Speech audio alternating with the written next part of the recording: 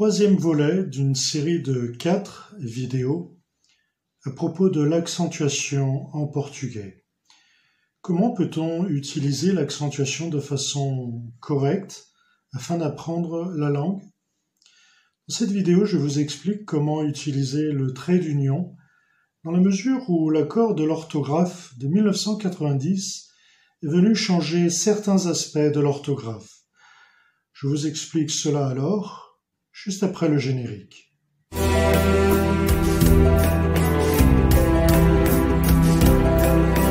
Bonjour, c'est Philippe. Bienvenue sur ma chaîne où j'aide la communauté francophone à apprendre le portugais. Mon approche en ce qui concerne cette question se fait essentiellement en expliquant la langue, bien évidemment, mais également en touchant à certaines particularités de la culture ainsi que de l'histoire du pays. Si vous êtes nouveau sur cette chaîne, n'hésitez pas à vous abonner puisque je publie régulièrement par semaine. Donc voyons comment, j'ai pu le dire au tout début de cette vidéo, en introduction, voyons comment nous pouvons, dans cette troisième vidéo du thème sur l'accentuation en portugais, voyons comment nous pouvons utiliser ou apprendre à utiliser correctement le trait d'union.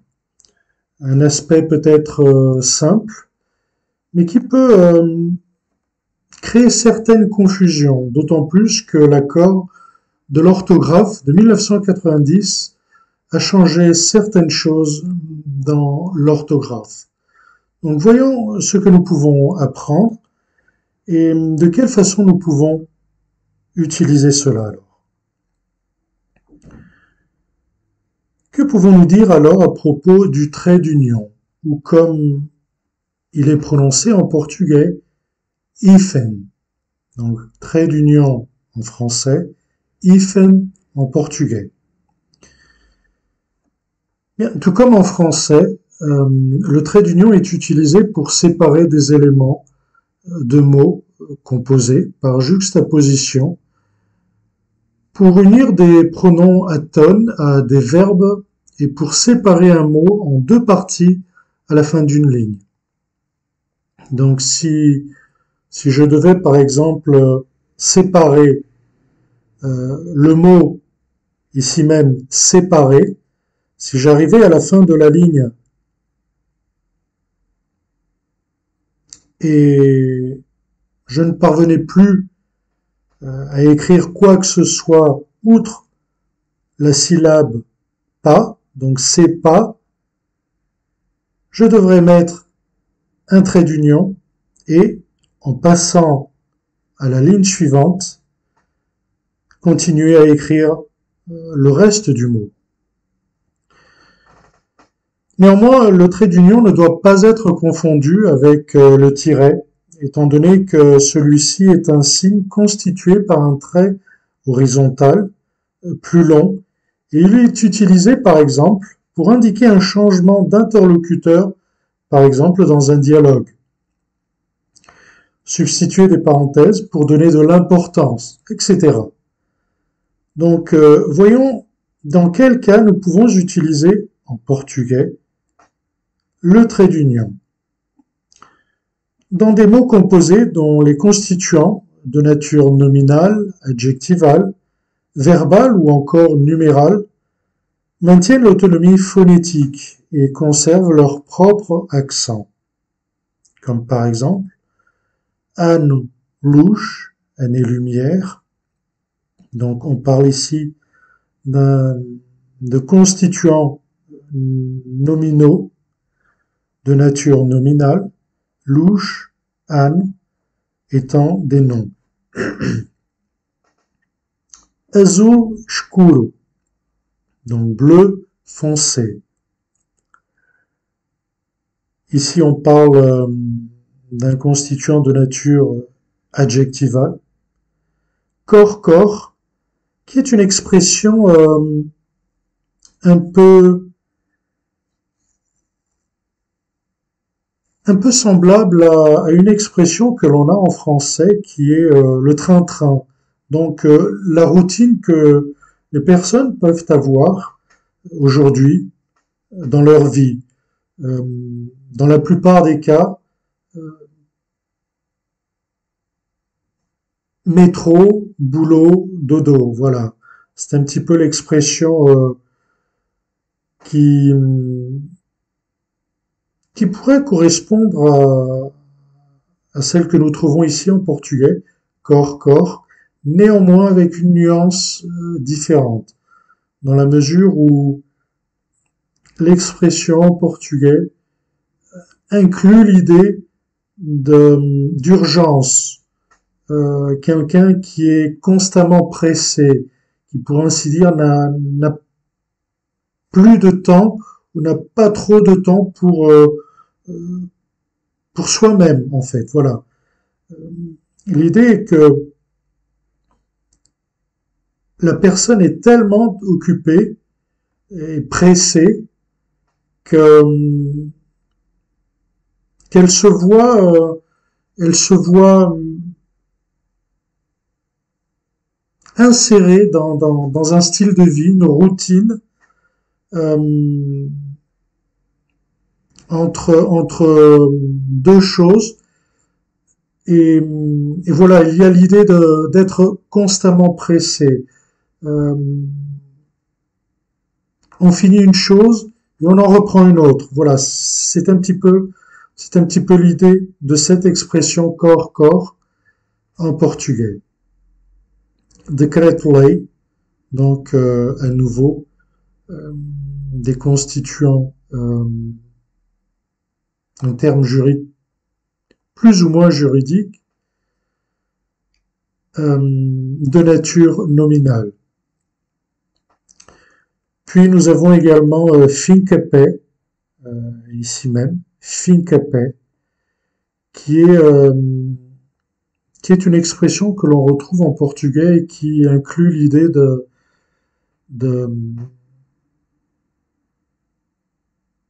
de chercher sa propre raison, maintenir son opinion, son point de vue. Et voilà, on n'hésite pas à faire face à quelqu'un qui est devant nous et cherche peut-être non pas à nous contredire, mais à imposer son opinion, par exemple. Donc, alguém que faz Fincape est une personne qui voilà qui maintient avec une certaine assurance, avec une certaine obstination, son opinion, sa position. Guarda-chuva, parapluie, donc c'est l'expression ou le mot que l'on utilise en portugais pour désigner un parapluie. Segunda-feira est la traduction du mot lundi, donc le mot ou le jour de la semaine qui suit ou qui vient après dimanche. Avec l'entrée en vigueur de l'accord de l'orthographe de 1990, certains mots composés dont la notion de composition a été perdue ont commencé à s'écrire de façon assemblée, de façon liée, comme girassol, donc tournesol, manda-chuva. Manda-chuva est quelqu'un qui exerce de l'autorité, dans quelqu'un qui assume en fait la position la plus haute dans une hiérarchie, pour ainsi dire, puisqu'elle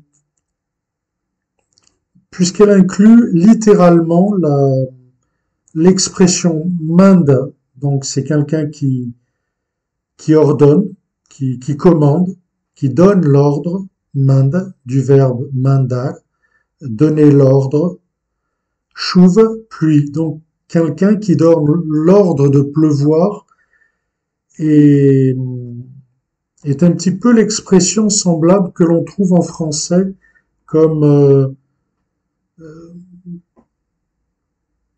le grand Manitou. Voilà, je pense que c'est une expression peut-être assez proche de ce que l'on voudrait dire ici comme Mandachouv.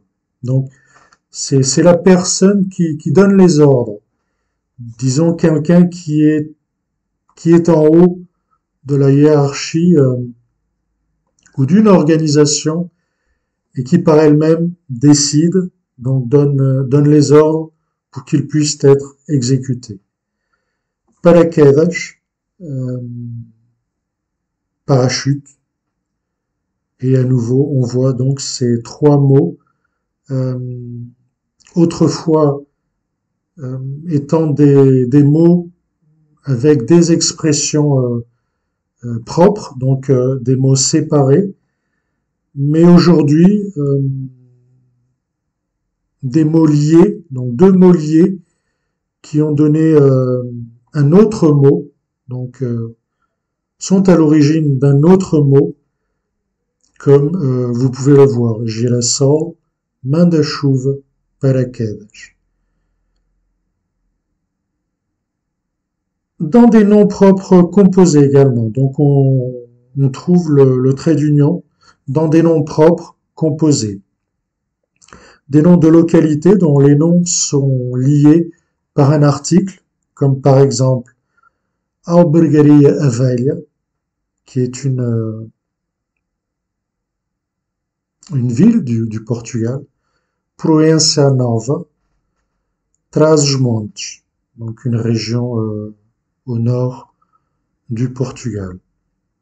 Albergaria Velha, donc trois localités, et comme vous pouvez le voir, avec un article féminin, Albergaria a Velha, Proença a Nova, Trás-os-Montes, masculin pluriel.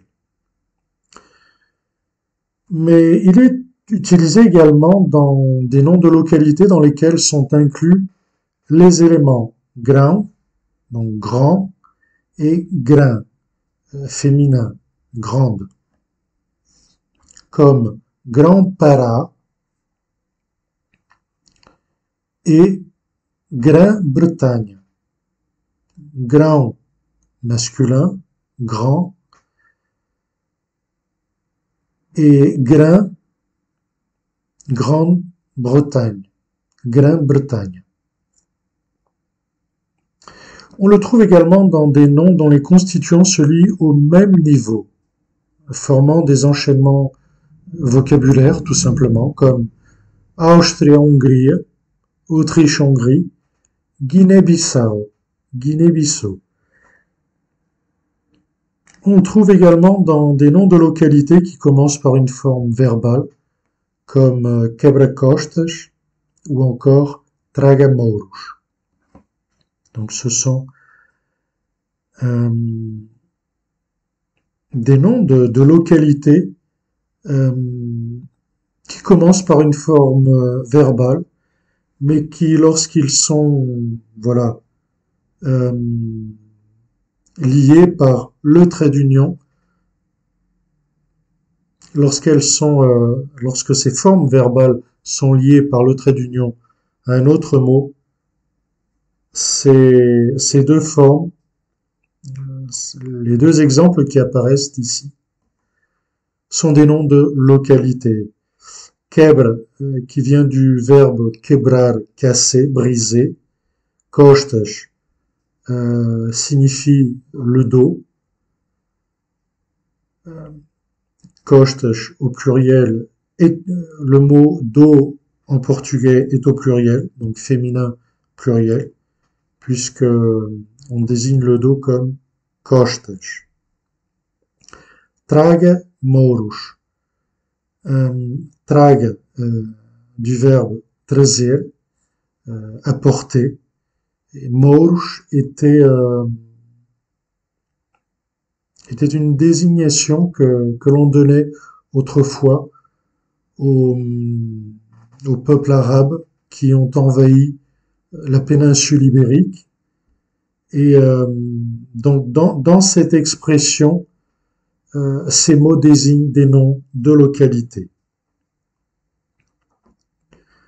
Le trait d'union est également, on le trouve dans des noms ayant trait à la nature ou à la nationalité. Des noms composés comme Cap-Verdiano, qui a trait aux habitants de Cap-Vert, Ponte-Limense, de la ville Ponte de Lima, Sambrazense, qui a trait aux habitants de la ville de Sambrage, ici dans l'Algarve, Belo Horizontino, de Belo Horizonte, du Brésil. Dans des mots également qui désignent des espèces botaniques ou zoologiques, étant liées ou pas par une préposition ou un autre élément, comme abóbora menina, qui est un genre de courge,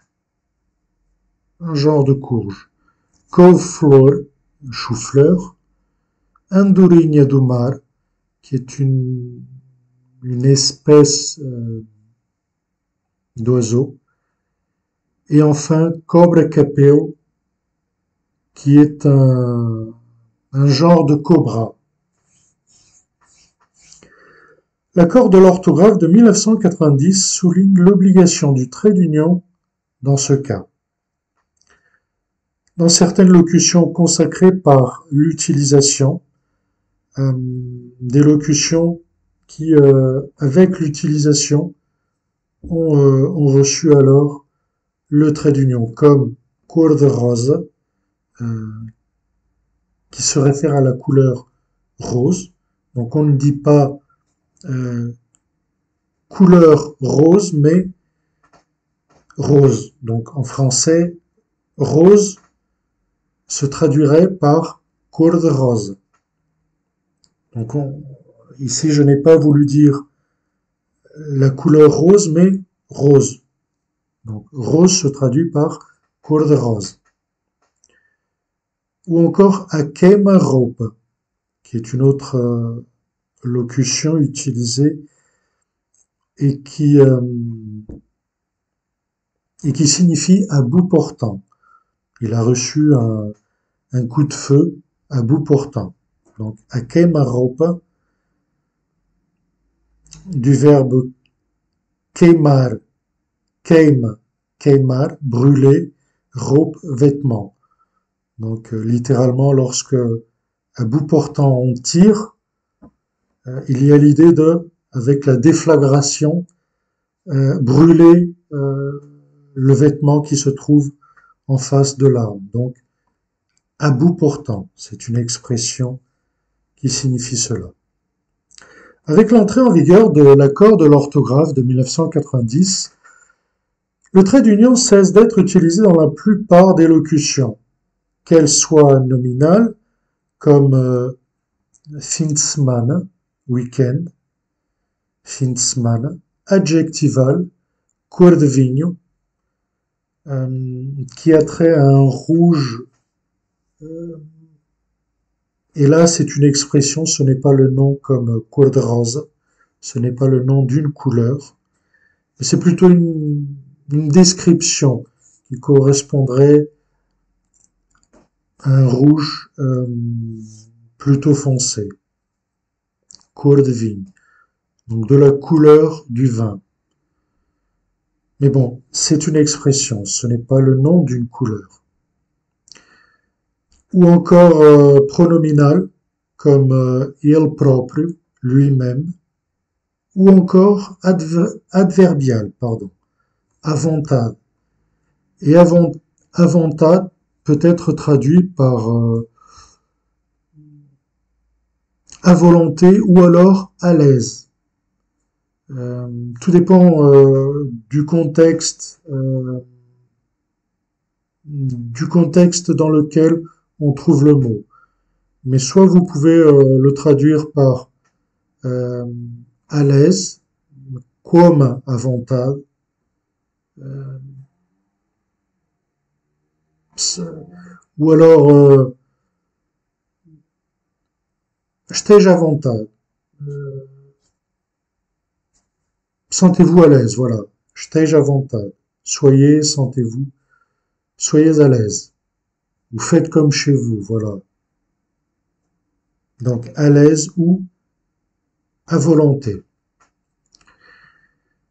Dans la liaison de pronom aton, donc là où il n'y a pas d'accentuation tonique, de contraction et forme verbale incluse, lorsqu'ils surgissent après le mot, donc lorsque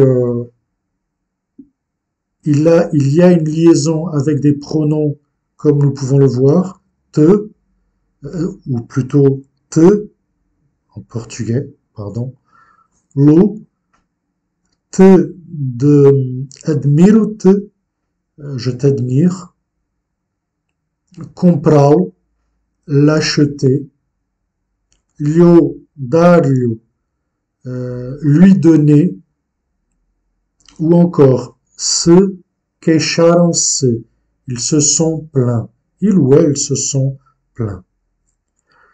Le trait d'union est également utilisé dans les formes du futur et du conditionnel, dans lesquelles les pronoms apparaissent au milieu de la forme verbale, comme par exemple amá-lo-ão,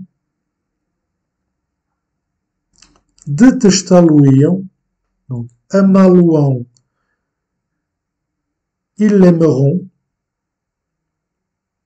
detestá-lo-iam, il ou elle le détesterait, fá-lo-ei, je le ferai.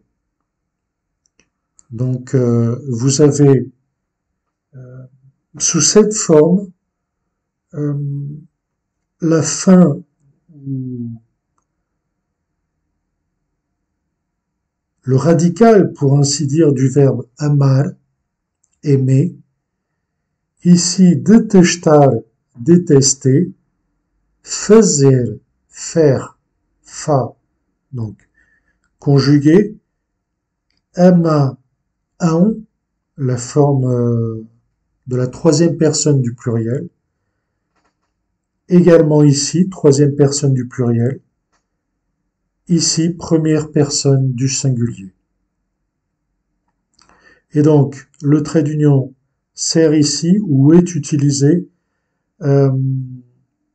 pour insérer le pronom au milieu donc ou entre cette forme verbale.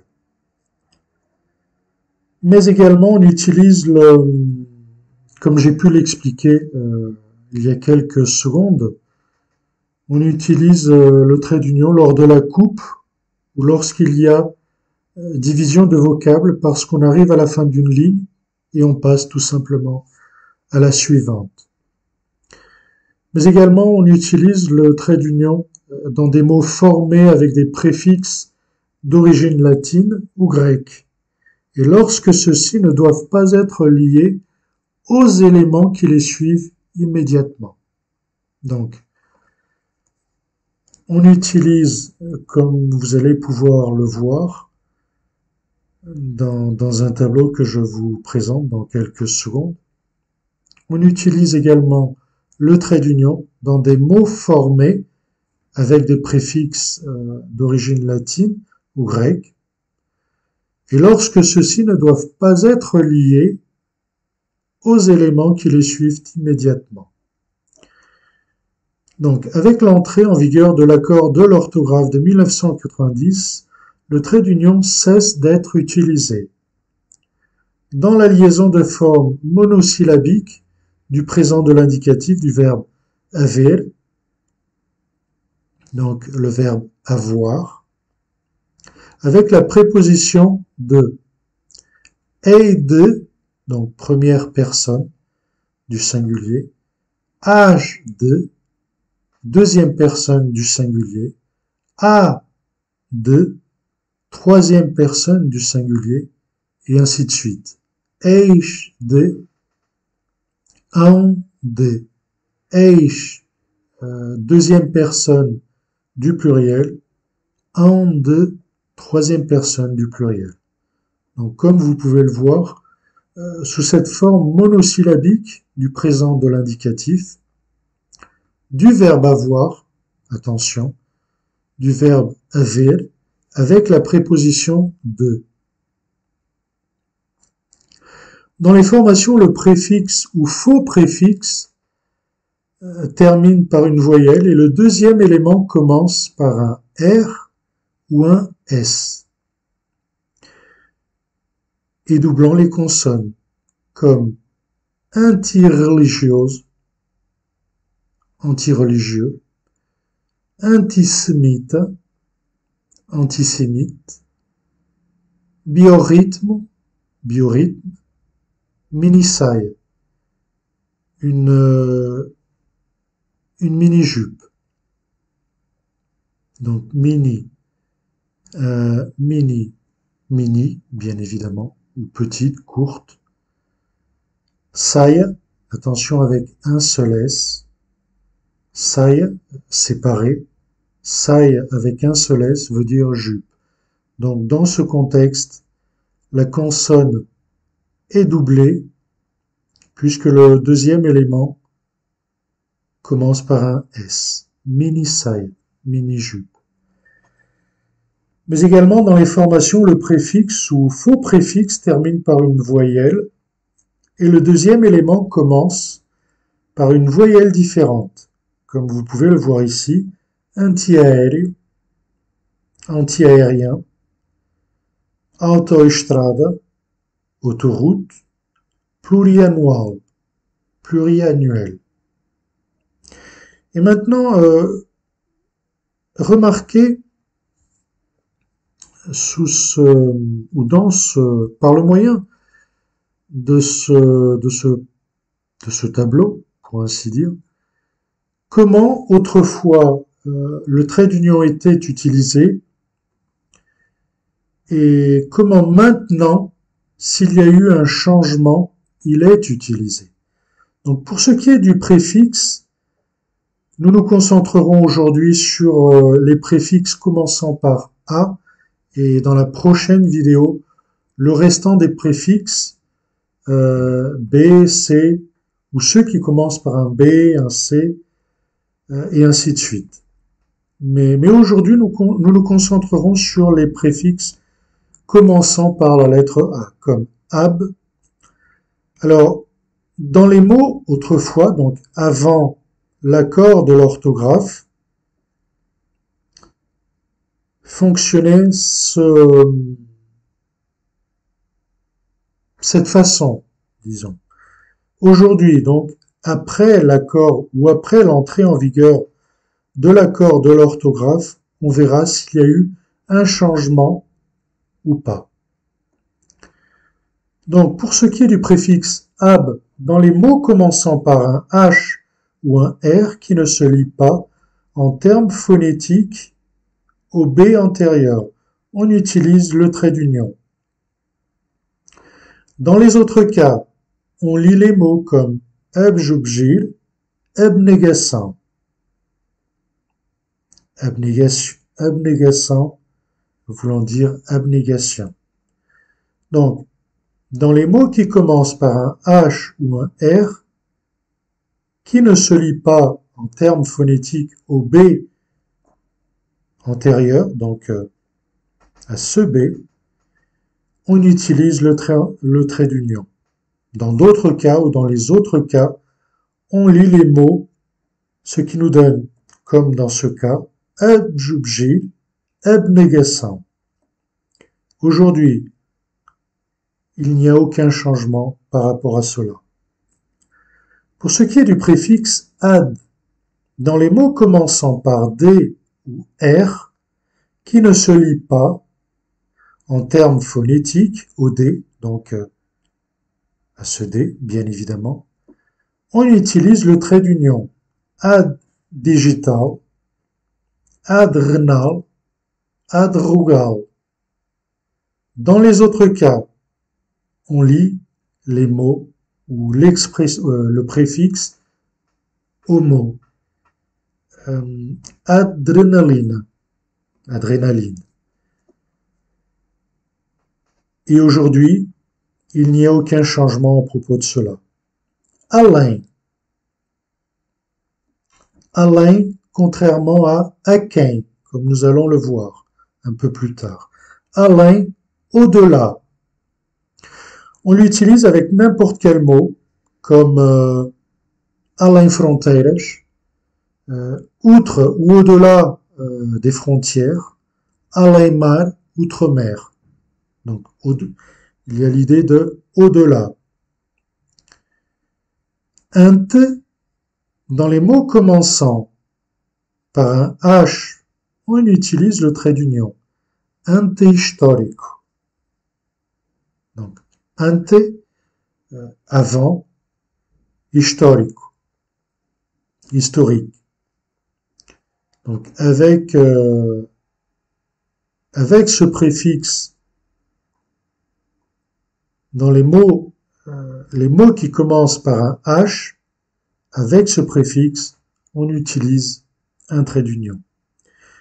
Et aujourd'hui, rien n'a changé. Avec le préfixe anti, dans les mots commençant par un H, un I, un R ou un S, on utilise le trait d'union. Comme par exemple, anti-héros, anti-héros, anti-incêndio, anti-incendie. Donc, un H, un I,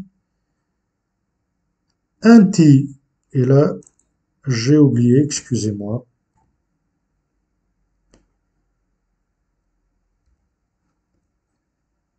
Anti-roubo. Donc, l'idée de contre un vol, donc, une mesure contre le vol, un anti-vol. Antisocial, antisocial. Dans les autres cas, on lit les mots anti-aéreo, donc on lit, on lit le préfixe à l'autre mot. Donc, puisque aéreo, aérien, ne commence ni par un H, ni par un I, ni par un R, ni par un S,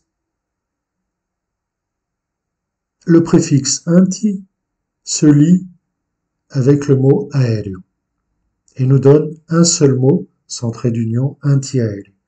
Anticorpo, anticorps, antipessoal, antipersonnel. Aujourd'hui, remarquez qu'il y a maintenant un changement.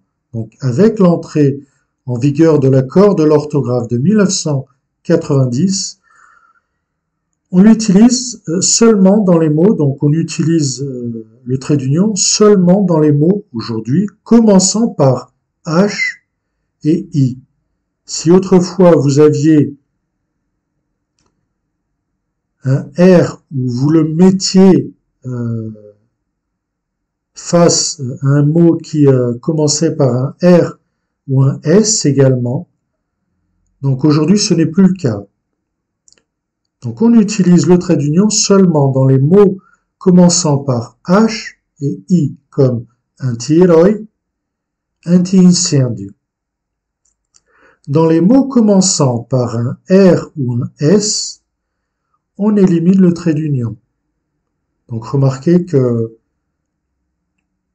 il y a eu ici un changement. Alors qu'autrefois il y avait un trait d'union, aujourd'hui l'entrée en vigueur de l'accord de l'orthographe est venue changer cela. Donc, face à un mot qui commence par un R ou un S, on élimine le trait d'union, mais on double la consonne. Anti-roubo avec deux R, antisocial avec deux S. Donc, la différence que l'on note est que Si l'on se trouve face à un R ou un S, il n'y a pas de trait d'union, donc le trait d'union cesse d'exister, mais on double la consonne. Dans les autres cas, ils se maintiennent liés, donc les mots, le préfixe et le mot qui suit se maintiennent liés, comme anti-aéreo, anti-corpo, anti-pessoal. Aquém, contrairement à além. Donc, além, au-delà, aquém, ce qui reste à l'intérieur. Donc, s'il y a l'idée de além, au-delà, aquém reste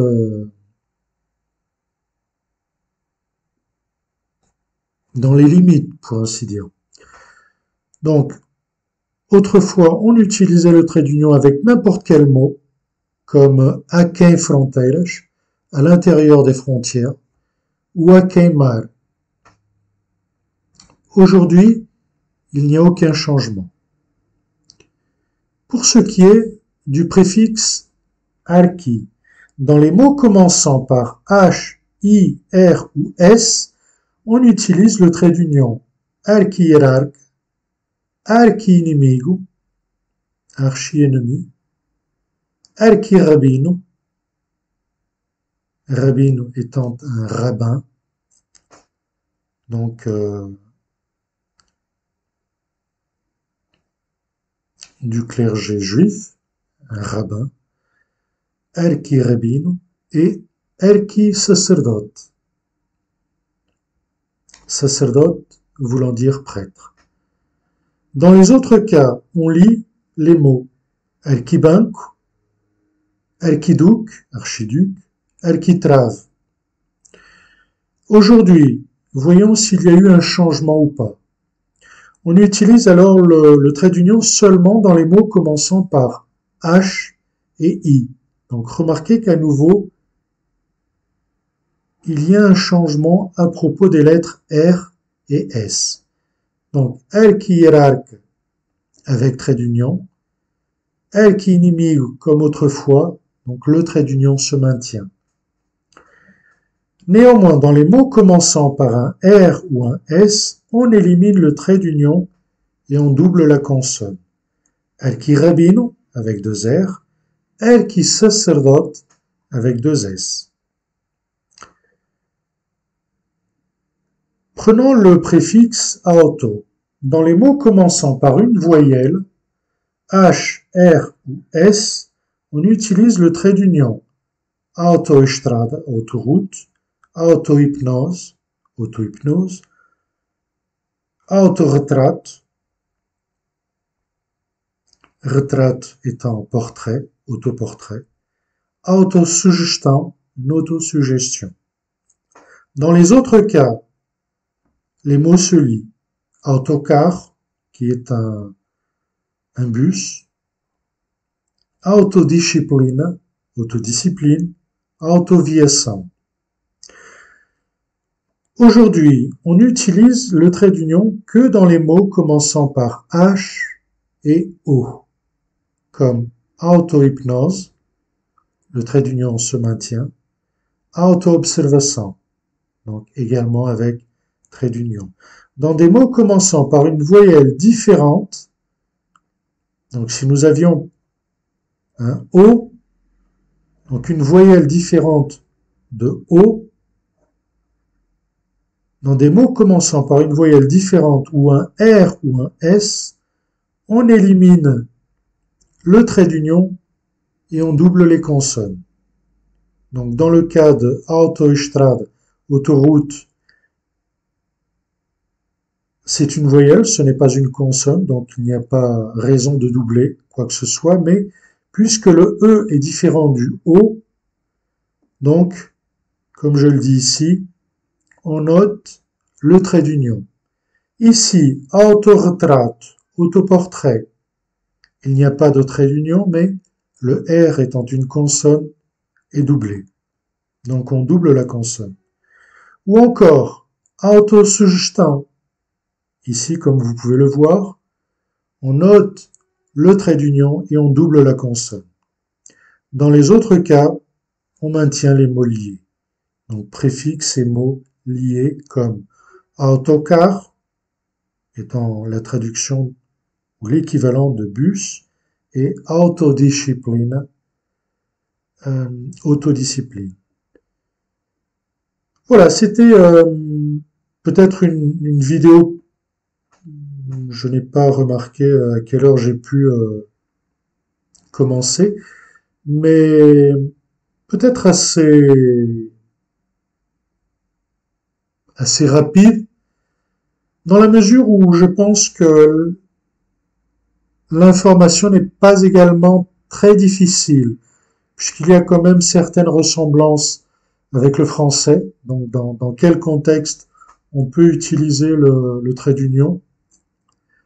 Mais remarquez que dans certains cas, l'accord de l'orthographe est venu changer certains aspects de l'orthographe. Donc voilà, c'était un aspect que j'avais voulu vous présenter dans cette vidéo, afin que, suivant une suite logique, pour ainsi dire, vous puissiez accompagner les aspects plus ou moins importants de l'orthographe et de la grammaire du portugais. Si vous avez aimé cette vidéo, faites-le moi savoir. Et si vous avez des questions à me poser, n'hésitez pas à le faire. Ce sera pour moi un plaisir de pouvoir vous répondre dans les commentaires. Si vous êtes nouveau, une fois de plus, n'hésitez pas à vous abonner, puisque je publie régulièrement par semaine. Merci encore une fois. C'était Philippe. Alors, à une prochaine vidéo.